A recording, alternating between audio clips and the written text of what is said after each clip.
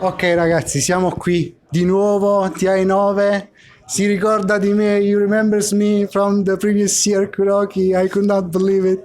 How are you doing, my friend? I'm doing good, thank you. So this TI9, it's in this huge city. It's if we put together Rome and Berlin, it's not even half of Shanghai. How is the city? Do you enjoying it going around? I'm not going anywhere, just in front of my computer playing pretty much. I've been to Shanghai many times. It's a beautiful city and there's lots of stuff to do. But I'm here to do my work, so my focus is on that. Yes. This TI is $33 million and 15 millions are going to the first place. It's the biggest event of esports in general in the whole history of esports. What do you think about this event? I mean, that's what makes TI so special, right? The massive prize pool, and that is very top heavy too. And I mean, every year is a pleasure to take the chance, and I'm happy to be here. I'm happy to see you too, dude. And we reach with Dota 2, the community all together. We reach this huge prize, but still nothing has changed. You are not recognized as a professional player in Europe. All your effort, like the effort of many other players here, there are more than 20 European players here. What can we do? Why? What's wrong? I mean, what's wrong is our politics in all our countries, like always. But what can we do? We're just. I mean, what I can do is try my best and give enjoyment to the people. I think you're trying the best from your side, and in terms of official, like getting recognized officially, I think we just keep going. It's just a matter of time, and esports in general will be. I mean, I would say it's already mainstream, to be honest, but it's just a matter of some old people saying yes, like that's it. So can't do much. Okay, so you don't think with this new European Parliament we're gonna have a quick change in the situation? I mean, they'll maybe say it to get some votes, but I don't think they care.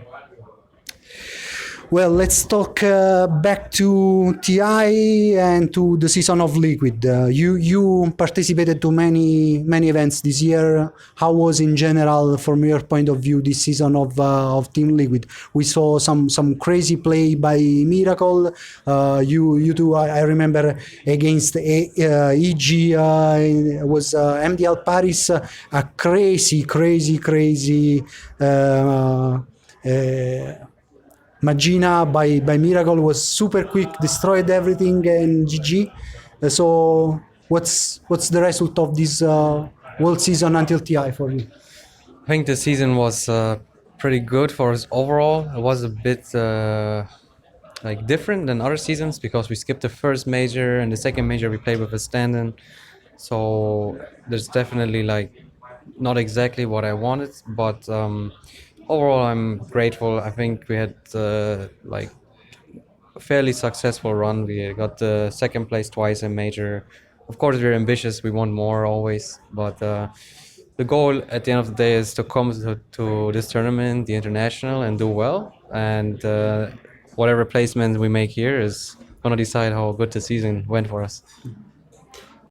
And let's talk to this group stage. You got 2-2-4, which is not what we expected. All your fans in Europe, even the caster, were saying only in the first day. Let's say the first day mainly. This is not Liquid. What happened?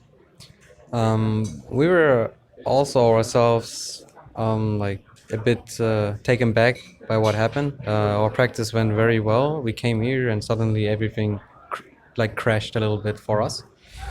And to be honest, we're still working through our problems that we are facing right now. And the only thing I can do and we can do is just take things step by step and hope that all the pressure doesn't get to us and just deal with it really. As I always think when I see you losing a game, it's always data analytics after the loss because you are always capable of managing the good and the bad of each match. How much time takes you with the team to analyze? How much you dedicate to the analysis of the match every time? Like between the games or After the game, after the games, we go through as much as we can. In this tournament, you don't have much time because you play a lot of games like back to back, and then the day ends.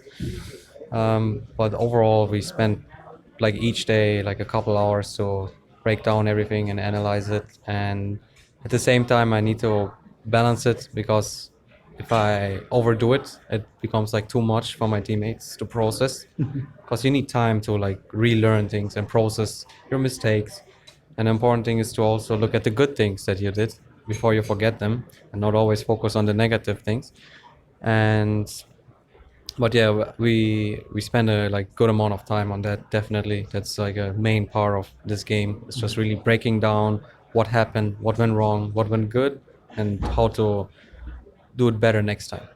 And how you do this analysis without making your teammates feeling guilty for the mistake. Sometimes in other teams, always not for the professional one. It's a very difficult point. The analysis. And In my experience, the important thing is to just keep things positive. Like there's like a lot of psychology behind it. So basic psychology is if you criticize a person. So that's like the hardest part always. Can you criticize someone who's spending so much time in his craft? Instead, you just tell him a good thing, then you can criticize him, and then you can tell him a good thing again. It's like a compliment sandwich.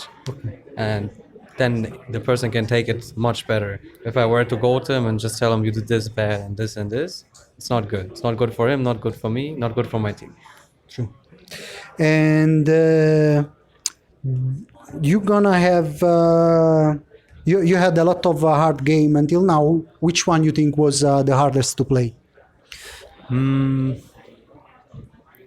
I think the hardest opponent we played, I think, was Secret.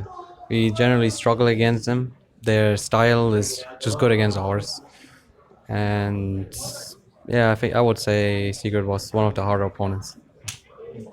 And the next game you're gonna play is against Fnatic. What do you think about this game? How it's gonna be? I hope good.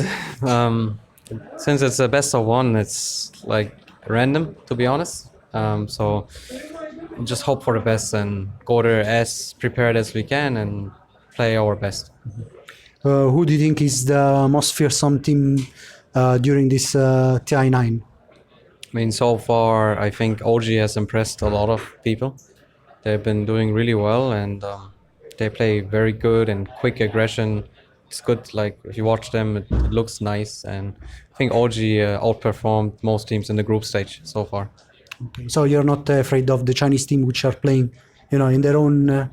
they are like, they should be buffed by the crowd and... I mean, so far we only play group stage, so I don't know what's going to happen on main stage. Thank you a lot for staying with us, Kuro. Yeah. I hope we see next year in TI10. So. You too. Grazie ragazzi per essere stati con noi, continuiamo con le altre interviste. Grazie sempre a Kuroky.